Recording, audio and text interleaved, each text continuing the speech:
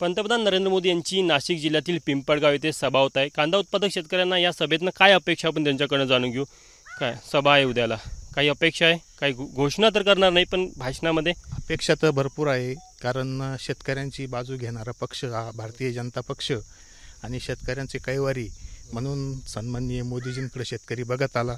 10 वर्षापासून एक हाती सत्ता देऊन त्यांना निवडून आणलं आणि आणल्यानंतर मात्र त्यांनी शेतकऱ्यांचा पूर्णपणे भ्रमनिरास केला। आयात निर्यात धोरण हे चुकीच्या पद्धतीनं राबवलं। शेतमालाचे भाव वाढूच नये अशा पद्धतीनं त्यांनी नियोजन केलं आणि शेतकरी पूर्णपणे आज मेटाकुटीला आला आहे, कर्जबाजारी झालेला आहे। पुन्हा शेतीला नवीन पीक घेण्यासाठी सुद्धा शेतकऱ्याकडे आज पैसे नाही आहेत, बँकेचे हप्ते भरायला पैसे नाही आहेत। शेतकऱ्यांचे जे काही इतर प्रश्न आहेत ते प्रश्न सोडवण्यासाठी सुद्धा मोदींच्या भाषणामध्ये काय वाटतं तुम्हाला? तुमचा कांदा उत्पादक शेतकऱ्यांचा जो प्रश्न आहे तो त्यांनी मांडायला पाहिजे। हेच आता बाबा शेतकरी अवकाळी जे होते ते मालाचं जे भांडवली आणलं होतं ते पावसाने जे ते झाले, त्याच्यानंतर आता हे लोकांना पाऊस पाणी नाही, तांबाटे आमचं ते करायचं आहे, त्याच्यानंतर लोकांना भांडवल कमी पडले।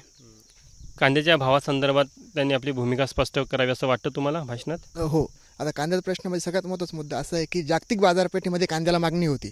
मागील 3 महिन्यापासून निर्यातबंदी केली, म्हणजे बाहेर आपल्याला गिराईक आहे पण तरी आपला माल शेतामध्ये सोडून जातोय। आमचा इतका कांदा शेत सोडून गेलेला आहे की विचारू नका।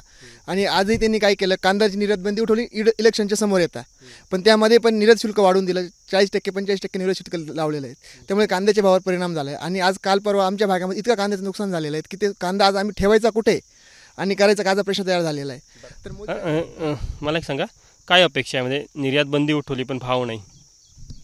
त्यांनी निर्यात बंदी उठवली पण मार्केट खुले केलेले नाही, श्रममध्ये ठेवलेले। व्यापाऱ्यांना पण समजत नाही का आपण काय मार्केटनं घ्यावा, पुढं काय विकावा किंवा काय टॅक्स लागेल हे असं खुलासा करते नाही ते एकदम। जरी की बातमी दिली तर ते 4 दिवसांना तिथं बंदरवर माहिती भेटते। असं निर्यात बंदी उठवायला उशीर का झाला याचं स्पष्टीकरण अपेक्षित आहे तुम्हाला भाषणात? हो, 100% अपेक्षित आहे। आता इलेक्शन आलं म्हणून त्याने तात्पुरत्या स्वरूपात एक निर्यात उठवली आहे, पण तुम्हाला अपेक्षित आहे निर्यात बंदी उशीर का झाला, म्हणजे निर्यात सुरू करण्यासाठी उशीर का झाला अपेक्षित आहे? खरं तर 5 महिने कांदा निर्यात बंदी केल्यानंतर आज फक्त ही निर्यात खुली केल्याची फक्त घोषणा आहे। प्रत्यक्षपणे आज मार्केटमध्ये कांद्याचा भाव आहे 14 ते 15 रुपये किलो आणि त्यावर शासनाचा कर आहे 20 रुपये किलो।